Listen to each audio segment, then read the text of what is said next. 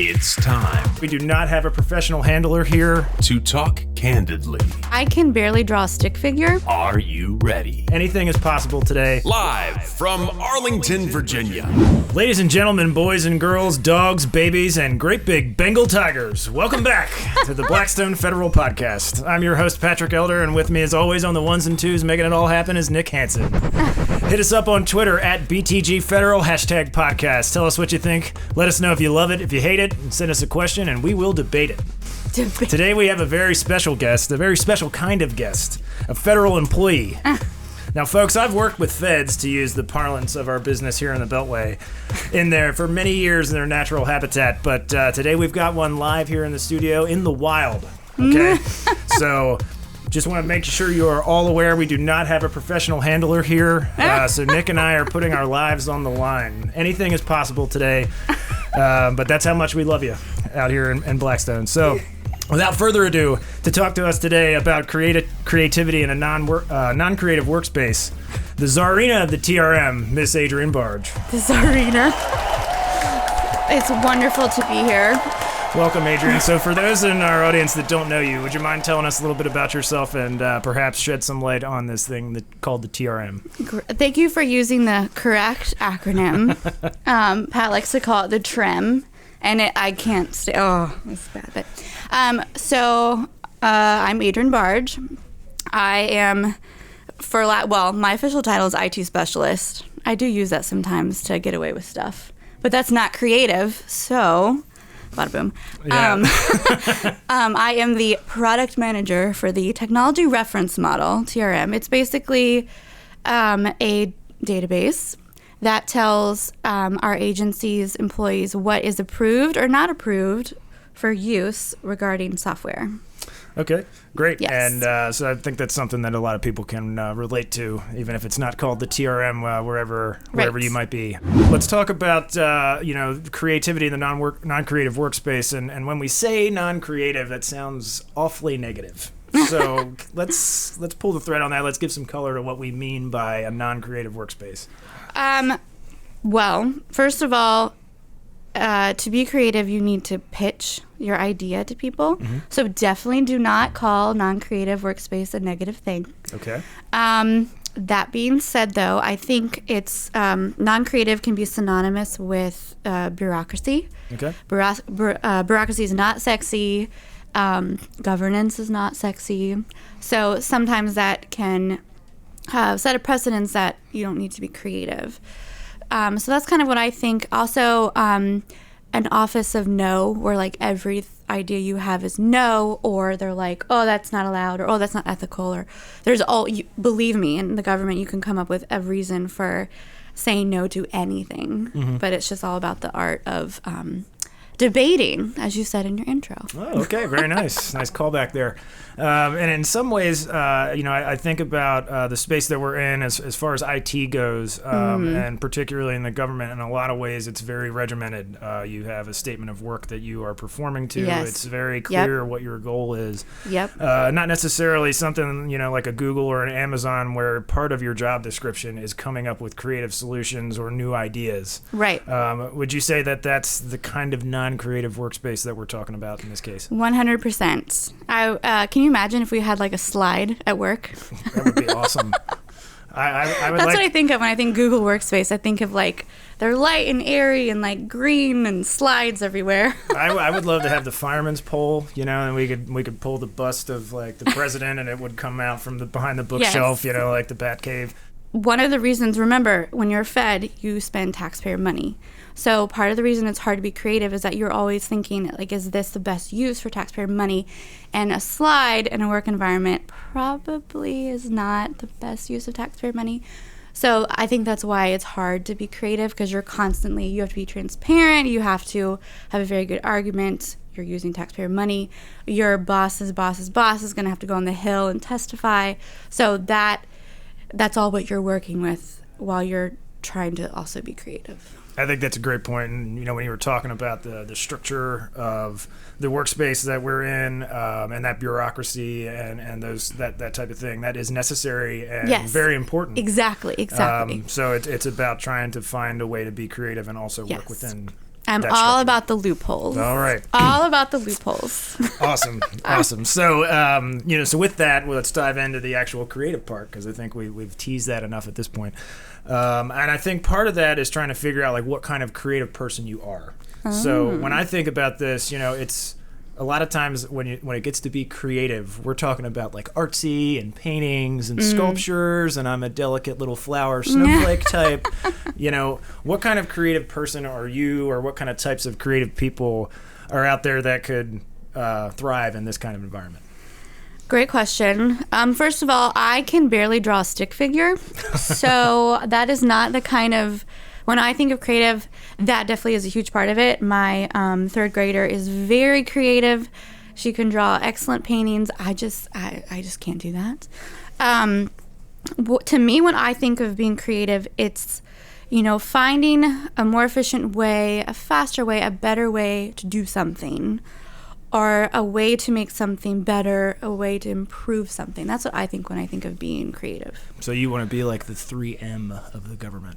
The 3M? Yeah, they're the Post-it people. They don't invent anything; they just make it better.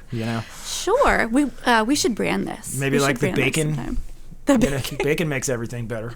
It does. So, it does. Yes. Okay, so being creative in our space is being bacon. I like that. Okay. And now I'm hungry for bacon. Let's dial that up. Room service.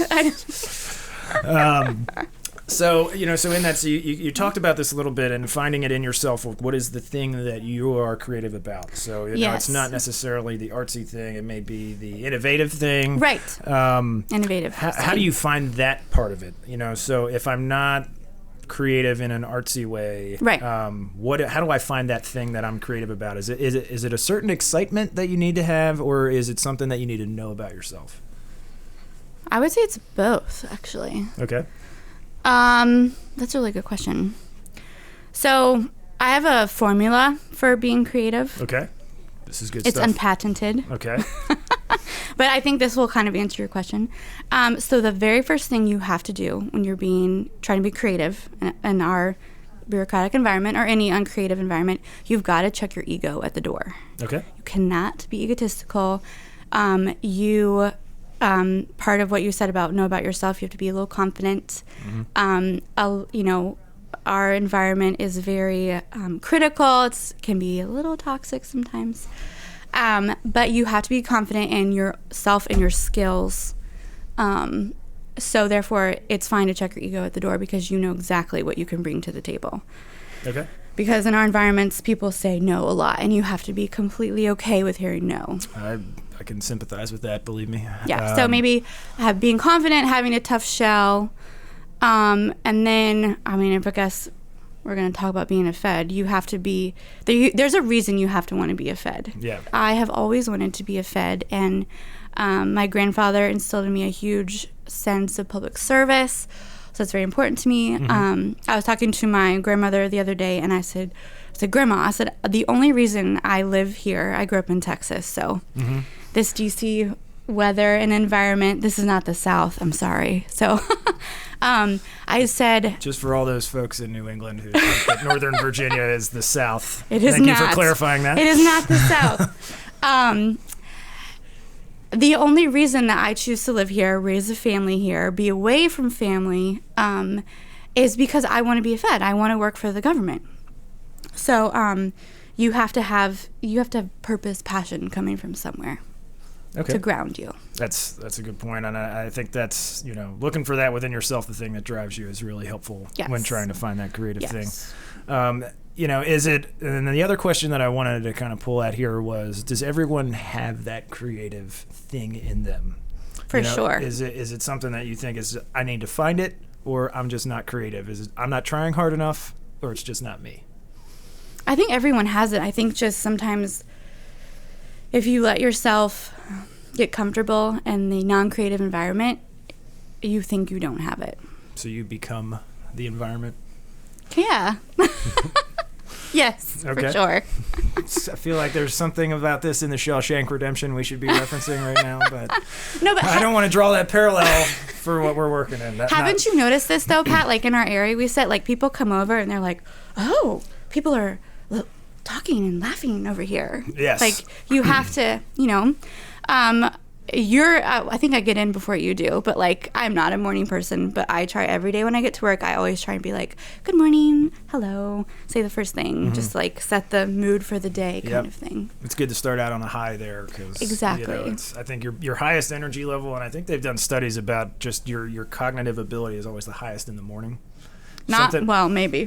I might be the exception to the rule. Well, you know what? We can do a test on that one. We should do that. Follow-up podcast on cognitive ability in the morning versus the afternoon.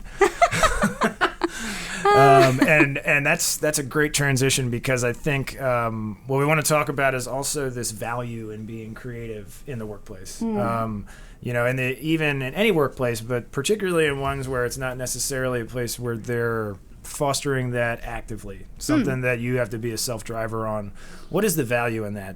Either for you, the organization, both, the folks that you work with. Tell me what you think about the value of being creative. It definitely, as we already talked about, drives efficiency. I was a contractor a long time ago at FEMA, and they had renovated the office, as I feel like is typical for government. We came back to the office, renovated, and they had shoved, the floor plan was horrible. They had shoved my desk in someone else's desk. I could barely get back to my desk. It was just a bad, like, zen. Bad feng shui. Yes, very bad feng shui. So I decided to be bold, and I said, can we please rearrange this? And the SES at the time, he said, you know what? He said, if you show me on a floor plan exactly how you want to like move it. He was like, we'll talk about it. Okay. And that is like, that's what I mean about like, he kind of said no, but he basically pushed it back on me, which is very typical. That's exactly what government executives do. But they're basically like, you have to do the work. You have to, I open the door. You have to figure out how to get through it. So I did that, and I did something super janky. I like, cut out like little things of desk and like taped it on there, but I was like, you know what, he didn't say how to do it. He didn't say how to be pretty, did not have to be in Visio. I'm just gonna do it. And so I did it, and I figured out, I got the actual floor plan, and I had the little math going, and I rearranged it, and I showed it to him, and he was like, oh, that's a great idea. He was like, do it. Yeah, so this is creativity inside of creativity, like the Russian collapsing dolls of creativity, basically. That's pretty good. I like that you try to come up with an innovative way to solve that problem. Yes, and I will tell you, when I was able to move my desk on the other side, ironically, they have changed this since at FEMA, but that's beside the point. But like my whole attitude and my outlook, and as soon as I switched sides and went, changed desk spaces, I was more creative even sitting over there. Okay, so it can have like a snowball effect. Yes, I felt more organized. I was on top of stuff. So I always remember that, and I always like just ask. Yeah, so that's a great thing of how that can be valuable just for your space. Yes. And in that case, did you get any feedback from the other folks within that office area that said this is great? I'm feeling more valuable. People came in and they were like, How did you get this approved? And I was like, I just photocopied the floor plan and cut out pictures of desk and taped it on. And they're like, and that worked with him? And I was like, yeah.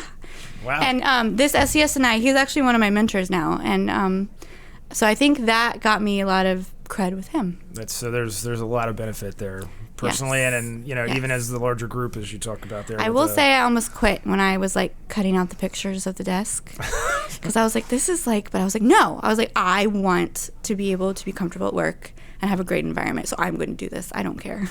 So I think there's also kind of a dichotomy there that you need to find value in the work of being creative as well. I had never thought about that. So that you're gonna then get the value at the end. Because I think never thought about that. There's some work involved to get to that point. Yes. And that's great. So the other thing that I think we kind of touched on here is that psychological, sociological benefit of being creative. We did just touch on that, didn't we? So it's good that I wanted to just pique that interest there. I'm sure there's a lot of studies out there that have a little bit more meat on them about that type of thing, but that's a great real world example. We should Google it. We should. The other thing that I thought that was great that you talked about in that anecdote was the leadership engagement, and should leadership be encouraging creativity in some way, shape, or form in these non-creative environments, and how should they do that, if they should, or is the encouragement basically being receptive to somebody coming with an idea like you did? I think it definitely is that. So no matter how creative you can be in our bureaucratic environment, you still have to do some documentation, that kind of thing. So I think it's worth showing, or an executive should still require that. But yeah, I think I would encourage executives to don't, like this executive did, don't just say no. Say, okay, but how about you show it to me this way? And I've done that even like in our current environment, where I say, I have an idea, I want to do this. And they're like, okay, like you need to put in the effort and do it. And part of that is I think they're trying to see how bad you really like the idea or want the idea. So it's kind of a test, but I think I would encourage executives to just don't say no, say no creatively. I like that. But I do highly respect, and this is why I'm glad I'm not an executive at this point. It is not on me to have to say no. Right. It's on me to actually like bring up the ideas. So it is on them to actually think through and say like, is this a good use of taxpayer dollars? All the things that have to go on in our bureaucratic environment. Right. So, yes. And so that's a good point and great jumping off point to what I want to get into now, which is actually making that pitch. So we talked about that a little bit in the example of rearranging the office space. Yes. But in general, what is your thought on how to get buy-in for that creative idea? How much work are you doing to prep for, hey, I have this idea? Right. Is it always as simple as, hey, I have this idea, and wait for them to say, go give me something else and then go do it? Or are you doing some legwork beforehand, and at what point do you say this is ready to go present? So back to my little formula that I have. The first step is check your ego at the door. The second step is it's really about your reputation and about developing your relationship with your supervisor and the executives in your office. Definitely people, this is just common knowledge. Like people respond better if you pitch an idea, if you've already are nice to them, are respectful to them. But I think that's very crucial, because if someone's like, oh, yeah, she produces good work, she is, or whatever you want them to think about you, then I think they're more receptive to be like, okay, I'll hear this idea, or I'm not going to automatically shut that down. So you do think that there's some value in the opinion of the person presenting the idea, in addition to the idea on its own? Totally. And you have to know, it's just common sense. You have to know how they think. You have to know what drives them. So it's about knowing your audience as well. Oh, for sure. I'm all about that. Is this like a PowerPoint versus an email type of thing, or an in-person conversation versus something that may depends on the person? Yeah. So is that part of it as well? As you're making your pitch, are you deciding how you want to do it? For sure. Yes, for sure. One of our executives, he likes text messaging. And I know, if I want to get his attention, I text message him. And he gets that idea. Building that rapport and that reputation can, I guess, lower the barrier of entry to get that conversation started. And it's non-threatening. It's not, because, it's about awards. It's not about, something a little more serious than that. Right. So the topic, in addition to the relationship and reputation, can color how much effort you put in before making the pitch. Exactly. Yes, I think so. Because I think, I think in my experience, I've seen some cases where you can get away with something as simple as, hey, I have an idea, and then go do X, Y, Z, and I'll think more about it. Versus I've got to come in with something that's a little bit more fully baked, to say, here's something that I've worked on that's prototype-ish. Yeah, the whole PowerPoint. Yeah. Or whatever you think the finished product is going to be. Here's half of the work done. Are you going to get behind this or not? A lot of times, too, this is actually what I mean about you have to leave your ego at the door, because a lot of times you will have an idea. You have to be okay with someone taking that, hearing it, and then improvising upon it. And you have to be okay with, not losing the credit, but you have to be okay with someone taking your idea and making it even better, and then be like, actually, this is what we're going to do. And you're like, okay. And I feel like that happens a lot in our environment. Because it can become your baby, and then you get offended when people want to change it, or and that is very hard. But that all goes back to developing your relationship, because I don't think someone will steal your idea if you have worked on that like trust relationship. That's a good point. I think that's really important. So I want to now turn the tables. You've talked about a lot about being the creative person that comes up with the idea. And making that pitch. If you were the leader, what are the types of things that you would want to see from somebody? You know, is it based mostly on that reputation, or if you're the person that has to make the call, that this is a good use of taxpayer dollars? Right. What are the things that you would want to see from somebody pitching you a creative idea that may be somewhat outside of the box? So I have a great story about this because it involves you. Okay. And this was like a very valuable lesson to me, actually. So we're having, just so everyone knows, so Pat and I, Pat's kind of one of the developers for my database whenever the priority is deemed so, basically. And I'm completely comfortable saying that. But we have a weekly Scrum meeting, essentially. And we were having one of these, and I had created a store, like a user story of something that I wanted. And I knew I did the wrong thing, and I solutioned in my head exactly what I wanted, which you should not do, right? You should just have like, this is the end goal of what I want, or whatever. So we're having this meeting, and you and our other Fed lead were trying to, I guess, we're all talking about like how you understood this idea. And you came up with the craziest interpretation of my, like, what I wanted. Okay. And I was so confused at first, because at first I thought you and Barry, I'll just say his name, it doesn't matter. You and Barry, like, you didn't understand what I meant. That's not at all what I asked for. And I was getting really frustrated because I was like, this is so simple. I just want this one thing. And I'm like sitting here, and I'm trying not to get mad, because I have a tendency to do that in these meetings. And I'm just like, okay, like, I know that Pat can understand me. I was like, so that's not it. But I was like, what the hell? Like, what is going on here? And then I realized that actually what you had taken, I had something very simple that I wanted, and you took something, and you basically like times it by 10, and like took my idea and just brought it up, and then like applied it to like all of our audience. And it was something that I had never, ever thought about before. And so my point to all of this is, to answer your question, you don't shut people's ideas down.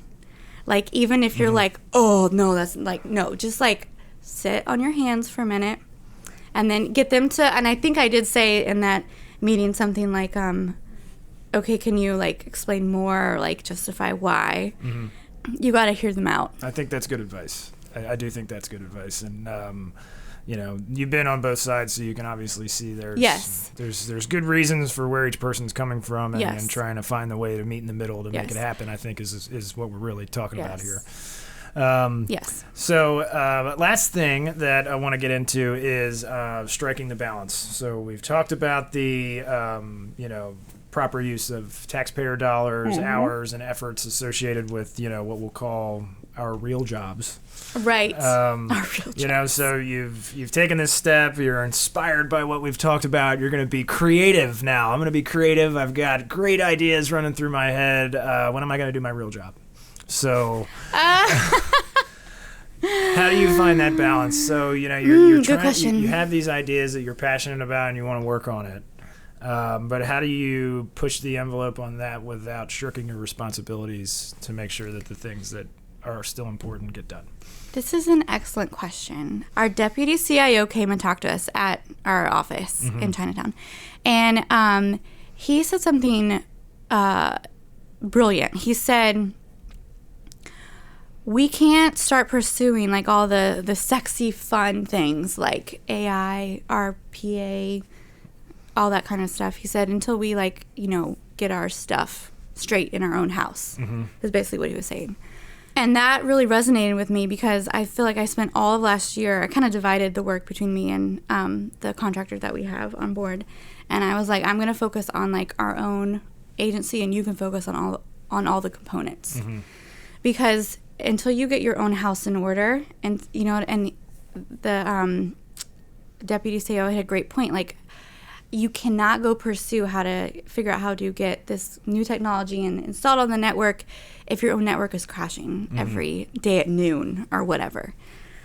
So that, to me, like, when he said that, I thought that's exactly how I can, like, if I do this, that's like what he is looking for in my reputation. Do you know what I mean? Like, as soon as you can check that box, be like, you know what, we have gone through all of the software approvals, and we've, denied these for this reason and approved this for this reason, or gotten to an agreement with these, then he'll be like, okay, you can go install what you want.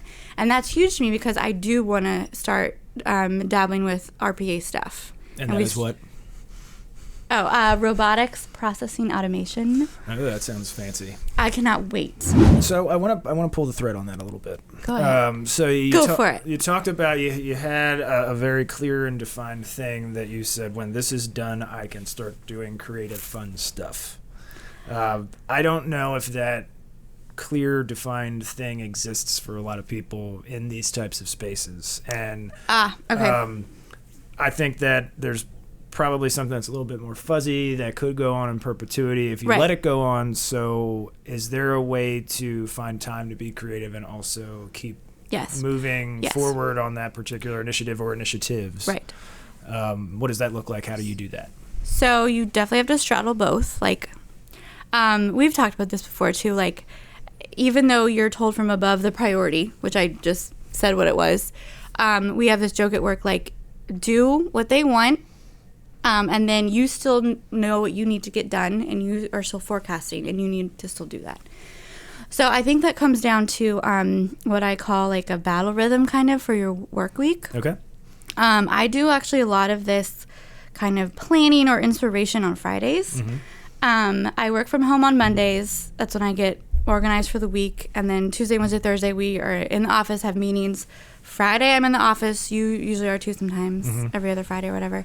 But it's so quiet because most people telework on Fridays.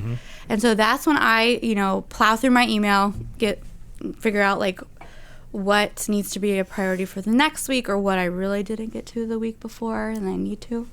But I also use Fridays to get inspiration. I usually listen to a couple podcasts because it's so quiet.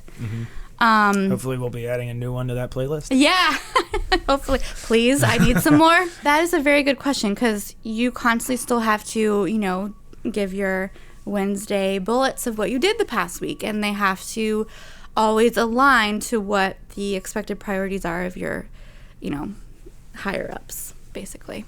And you have to do that if you want their reputation and approval to go ahead and do the next thing. Right. So it's definitely, you definitely straddle a lot. So, I mean, it's obviously necessary, and that, I guess is really tying it all together. That is the part that's going to allow you to gain that reputation and rapport with leadership, to get some buy-in when you do present your creative ideas. So it's important to continue to get that job done. Right. Do you find that in doing that there is time left over to do the creative things, or is that extra time that you're putting in the office or at home that you're thinking about doing this stuff? Is it, I've got to do my real job for 40 hours, and then 8 hours more I've got to put into my half-baked idea that I want to present and hopefully work on at some point in the future? That's a great question. I don't think it's outside hours. So our beloved former CTO, he said the most brilliant thing. He said, being innovative is not about going off the reservation and thinking of a crazy idea. It's about thinking of like what you're doing every day, day to day, and how you could improve that and make it better. So I try, and this isn't very concrete, but a lot of times some of your most creative ideas come to you when you are in the middle of like bogged down by email, or bogged down by researching someone's ticket that's been out there for you name it in your environment. You come up with some examples too. But it's just like, okay, when this storm is over, like, what can I change? What can I do? What can I go and acquire that would make this never happen again, or make this be more improved, or not quite as bad or not quite take quite as long. And a lot of that comes back to planning, and you have to take time out for planning. Sometimes you have to take time out to do those offsites so you can build relationships. A lot of it is, remember how last year we always joke that like nothing is documented in our little world. So you have to take time and start, open PowerPoint and Visio and start dragging boxes and circles and diamonds and being like, if this, then this is the process. So when you're in that position and you're bogged down with work and you have this potentially brilliant idea, what are you doing to capture that? Is this like a sticky note thing? Are you starting to kind of sketch out the idea while you're in the moment? Or are you putting that off until a point when you have more time? I have the most non-technical way ever of doing it. I email myself. Okay. That's pretty technical. Uses a computer. That counts. It does use a computer, yes. But I email myself a lot. This goes back to the whole agile thing, and you encouraged me to do this a lot in those Thursday 2 p.m. meetings to break down the idea. So sometimes you'll email yourself an idea and you're like, this is too big, like I need to do one thing. So then I will maybe email myself again or just do that one thing. That would be like the first step. And that makes it bite-sized enough where it doesn't impact you can your do it in ability 5 to minutes. get your stuff done. So that's good. That's a good bit of advice there. With that, any success stories that you can think of that you want to add into? I know you've given us a couple examples while we've been talking about some things that you've done in your career that showed this creative method and was able to bring something that wasn't necessarily inside the box to fruition. Any success stories that you want to add on to that before we wrap up?